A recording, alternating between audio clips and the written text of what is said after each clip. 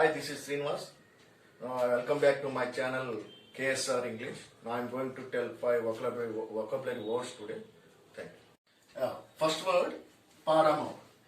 This is in parts of speech. It is a noun. Okay. What is paramount? Paramount is one who immorally takes the place of husband or wife. Okay. Or an illicit or secret lover. Okay. అంటే illegal affair ఒక వ్యక్తితో పెట్టుకుంటే wife కానీ అవతల husband కానీ ఎవరితోనైనా పెట్టుకుంటే ఆ వ్యక్తిని పారమోర్ అంటారు. ఓకే, దాని తెలుగులో విటుకాడు లేదా విలుకత్తె. లేడీ అయితే విలుకత్తె, అదే జెంట్ అయితే విలుకాడు అంటారు. అంటే ఇల్లీగల్ కాంటాక్ట్ పెట్టుకున్న ఆ వ్యక్తిని ఏంటి మనం పారమోర్ అని అంటాం. దీనికి ఎగ్జాంపుల్ చెప్పుకుంటే nowadays it is happening in every village and everywhere. Okay, we see them in the newspaper in every article. What is that? Example, when he was found with his paramour, he was arrested. అతను arrest చేయబడ్డాడు. ఎందుకు arrest చేయబడ్డాడు? ఇప్పుడైతే ఇంకో వ్యక్తితో illegal contact పెట్టిన ఆ వ్యక్తితో దొరికిపోయాడు. ఆయన పోలీస్ చేత అరెస్ట్ చేయబడ్డాడు అని చెప్తాం. ఇంకా నెక్స్ట్ ఇవన్నీ కూడా మనం న్యూస్ పేపర్ నుంచి తీసుకున్నవే. ఈ ఎగ్జాంపుల్స్ అన్ని కూడా. A 42-year-old woman Sarpanch was found murdered by paramour in Gujarat. అలాగే ఇంకో example, a woman kills her husband. ఇది ఈ మధ్య ఎక్కువ మనం అంటున్నాం. A woman kills her husband with paramour's help in Warangal. ఇలాగే ఎగ్జాంపుల్స్ మనం చెప్పుకోవచ్చు. Paramour means illegal husband or illegal wife. Okay, ఇప్పుడు నెక్స్ట్ రెండవది paramount. It is an adjective in parts of speech.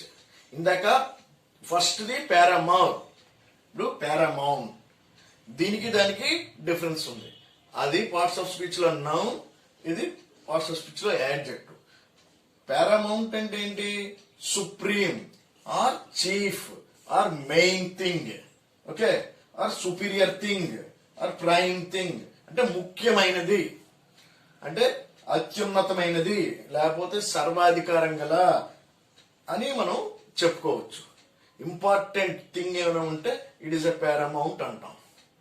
Okay, దానికి మనం వెరీ ఇంపార్టెంట్ అన్నమాట. చాలా ఇదే అయితే దానికి మనం పారామౌంట్ అని అంటాం. ఇందాకది పారామౌర్. ఆ రెండు డిఫరెన్స్ చాలా జాగ్రత్తగా తెలుసుకోవాలి.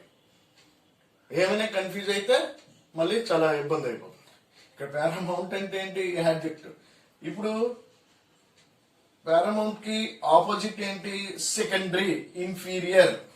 ఓకే, అది సుపీరియర్, ఇన్ఫీరియర్, సెకండరీ అంటే అంత ప్రాధాన్యం లేదన్నమాట. Secondary.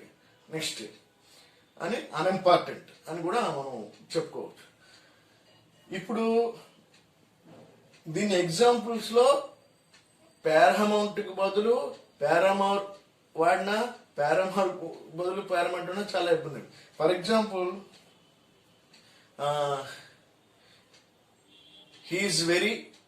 He's paramount for me అన్నా అనుకో, అంటే ఇతను ఇంపార్టెంట్, నాకు చాలా చాలా అత్యున్నతమని, అది పర్వాలేదు.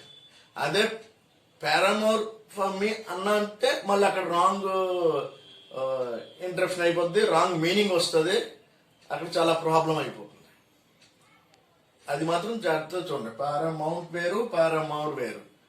అందుకే ఈ రెండు డిఫరెన్స్ మీకు తెలియాలని చెప్పి ఫస్ట్ ఆ వర్డ్, తర్వాత ఇది చెప్తున్నాను అనమాట. Okay, so paramount means supreme, chief or main or superior thing, important thing అని మనం చెప్పుకోవచ్చు. ఇప్పుడు ఎగ్జాంపుల్కి వస్తే, health and safety are absolutely paramount in our life. మన లైఫ్ లో హెల్త్ మరియు సేఫ్టీ అనేది చాలా చాలా అత్యున్నతం, చాలా ముఖ్యమైనది, చాలా ఇంపార్టెంట్ అని చెప్పడానికి మనం ఇది పారమౌంట్ అంటాం. ఉంది. అలాగే ఇంకో example, his happiness was of paramount of importance. Okay, చాలా ఇంపార్టెన్స్ అని చెప్పడానికి మనం పారమౌంట్. తర్వాత I always feel that marks are not paramount, only gaining knowledge is paramount అని కూడా చెప్తాం. చాలా మంది మార్క్స్ అంటారు, అది ఇంపార్టెంట్. కానీ నాలెడ్జ్ మనం ఎంత డ్రా చేస్తున్నాము, ఎంత తీసుకున్నాం, అది ఇంపార్టెంట్ చెప్పడానికి కూడా పారమౌంట్ అనే పదం వాడుతాం. ఇదన్నమాట. సో మనం బాగా గుర్తుంచుకోవాల్సిన విషయం ఏంటంటే పారమౌంట్ వేరు, పారామౌర్ వేరు. సో ఆ రెండు మనం ఒక దగ్గర ఒక పొరపాటున మనం యూజ్ చేస్తే చాలా ప్రాబ్లం వస్తుంది. జాగ్రత్తగా మీరు నేర్చుకోండి. Okay, now third one, truculent. TRUCULENT. Truculent ఇది పార్ట్స్ ఆఫ్ స్పీచ్ లో is an adjective. Okay, truculent అని దీని ప్రొనౌన్సియేషన్ ట్రక్యులెంట్ అనాలి. Okay, truculent means what? Unpleasant and very argumentative. Unpleasant and very argumentative or quick to argue or fight. Okay, ఇప్పుడు ఎవరితో గొడవ పడదామని ఎప్పుడు వాదించేవాడు, ఎక్కువ గొడవ పెట్టుకునేవాడిని ట్రక్యులెంట్ అని అంటాం అన్నమాట. అగ్రెసివ్ ఆర్ యాంటగనిస్టిక్, ఎప్పుడు వాదించే తత్వం, ఎప్పుడు ఎవరితోనైనా ఆ ప్రతిదానికి ఆర్గ్యుమెంట్ చేసే తత్వాన్ని మనం ఇక్కడ ట్రక్యులెంట్ అని అంటాం. దీనికి ఆపోజిట్ వర్డ్ ఏంటి? Friendly or very cooperative. Okay, truculent కి ఆపోజిట్ వర్డ్ ఏంటి? Friendly or cooperative. ట్రక్యులెంట్ అంటే unpleasant and very argumentative. Okay, quick to argue or fight, ఎప్పుడు వాదించే మనస్తత్వం కలిగిన వారు, వాదించే తత్వం కలిగిన వారు మనం ట్రక్యులెంట్ అంటాం. ఇప్పుడు ఎగ్జాంపుల్స్ తీసుకుంటే he is quite truculent and goes on arguing that his ideas are correct. అతని ఐడియాలు కరెక్ట్, నావే కరెక్ట్ అని ఎప్పుడు వాదించాలని మనం we find everywhere. Okay, this kind of people వాళ్ళని ట్రక్యులెంట్ అని అంటాం. అలాగే రెండో question, when my uncle drinks too much he becomes very truculent and will fight anyone. మంకులు ఆయన కానీ బాగా తాగేసుంటే ఎవరైనా గొడవకి సిద్ధమవుతాడు, గొడవకి వెళ్తాడు అని దాన్ని కూడా మనం ట్రక్యులెంట్ అని కూడా మనం దాన్ని చెప్తాం అన్నమాట. Okay, now fourth one, peruse. It's parts of speech లో it is a verb. Parts of speech లో it is a verb. Okay,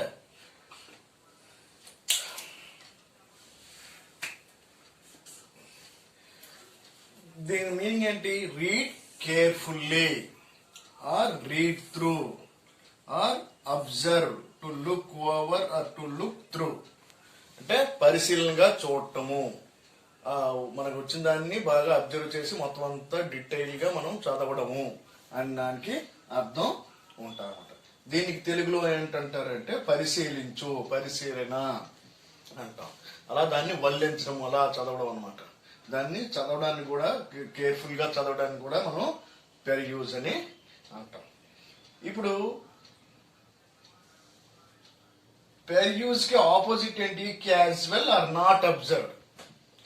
okay, peruse కి opposite to casual or not observed. ఇప్పుడు ఎగ్జాంపుల్స్ చూసుకుంటే జనరల్ గా మనం when you go to hotel, that waiter will bring the menu card. What will you do? We observe the menu card. What items are there? Okay, what food items are there? We observe. We peruse that menu card. So, one example, the waiter perusing the menu card. లేదంటే waiter idli vada ఇలా చెప్తుంటారు కదా, ఆ menu card అంతా కూడా ఏమేమి ఉన్నాయి అని మనం అడిగితే మొత్తం అంతా లిస్ట్ అంతా చెప్తాడు. దాన్ని ఏమంటారు? పెర్యూజ్డ్ అంటారు. ఆ మెనూ కార్డ్ లో ఉన్నదంతా కూడా అది వల్లిస్తాడు, చెప్తాడు మొత్తం అంతా కూడా. ఏంటి? కేర్ఫుల్, అది చదువుతాడు. లేదు, రెండో ఎగ్జాంపుల్ కింద మనం he opened a newspaper and began to peruse the sports page. మనం జనరల్గా న్యూస్ పేపర్ చూసినట్టునే మనకు స్పోర్ట్స్ ఇంట్రెస్ట్ అంటే దాని మీద మొత్తం ప్రతి ఇది మనం చదువుతాం కేర్ఫుల్గా. అలాగే మనం జనరల్గా ఏం చేస్తామంటే మనం ఎక్కువ దేని ఇంట్రెస్ట్ చూపిస్తాం న్యూస్ పేపర్ రాగానే సినిమా, ఏమేమి సినిమాలు వచ్చాయి ఏంటి సినిమా పేజ్కి వెళ్తాం. సో అది కూడా అక్కడ కూడా మనం యూజ్ చేసుకోవచ్చు. When you open the news paper I begin to peruse the cinema page. And ఇంకా థర్డ్కి వచ్చేసరికి we perused the companies financial statement for the past 5 years. Okay, you perused the company's financial statements for the past 5 years. మేము గత 5 సంవత్సరాల్లో ఉన్నటువంటి financial స్టేట్మెంట్స్ని మేము పెర్యూజ్ చేసాము, చదివాము, observe చేసాము. ఏంటి ప్రాఫిట్స్ ఏంటి, లాస్ ఏంటి, అసలు ఏంటి, balance sheet, profit and loss account, ఇవన్నీ కూడా మేము ఆ ఫినాన్షియల్ స్టేట్మెంట్స్ అన్ని కూడా చూసామని చెప్పడానికి కూడా పెర్యూజ్ అని యూస్ చేస్తాం. పెర్యూజ్ అంటే ఏంటంటే read carefully or read through or observe, look through, look over అని మనం దీన్ని చెప్పుకోవచ్చు. డిస్రప్ట్, ఇది పార్ట్స్ ఆఫ్ స్పీచ్ లో వెర్బ్ అన్నమాట. డిస్రప్ట్ మీన్స్ ఇంటరప్ట్ లేదా డిస్టర్బ్, డిస్టర్బెన్స్, అంతరాయము అనే తెలుగులో అంటాం. Okay, disrupt means interrupt or disturb, లేదంటే అబ్స్ట్రక్ట్ ఆర్ డిజార్డర్. ఓకే, ఏదైనా ఆటంకాన్ని కలిగించడానికి కానీ అబ్స్ట్రక్ట్ ఆర్ డిజార్డర్, సరైనటువంటి ఆర్డర్లో లేకపోయినా అది కూడా అంటాం. డిస్రప్ట్ గా opposite organize or order. Disrupt అంటే ఏంటి? Not in organize, not in order, disorder అని కూడా అంటాం కదా. డిస్రప్ట్ అంటే దానికి ఆపోజిట్ సరైనటువంటి ఆర్గనైజ్గా ఉండడం లేదంటే ఆర్డర్గా ఉండడం అని కూడా అంటాం. అంటే ఎటువంటి ఆటంకం లేకుండా బాగా వెళ్ళిపోతే దానికి అంటాం. ఇది డిస్రప్ట్ గా ఆపోజిట్.